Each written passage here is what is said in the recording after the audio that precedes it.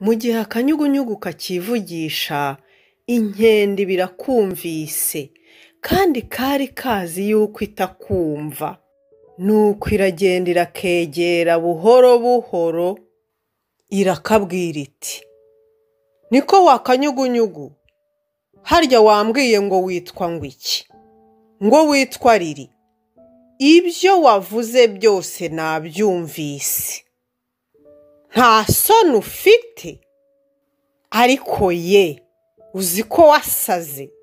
Ngo njyewe nagurishije Malika inshuti yawe? Namugurishije hehe? Uzi ko wandakaza ugatuma nkugurisha ari wowe?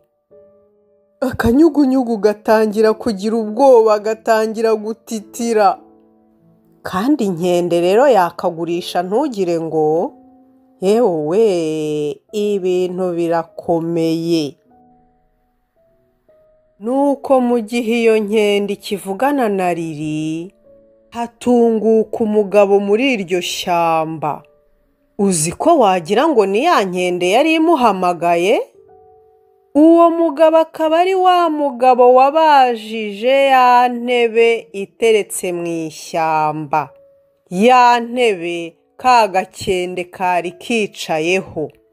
Ese uyu we aje gukora iki mu ishyamba? Aho ntaje gutwara ya ntebe? Ariko se ko yayihashyize kugira ngo abagenzi nibaruha bajye bayicaraho? Oya rwose ntabwo aje kuyitwara. Reka tuze twumve ikimugenza.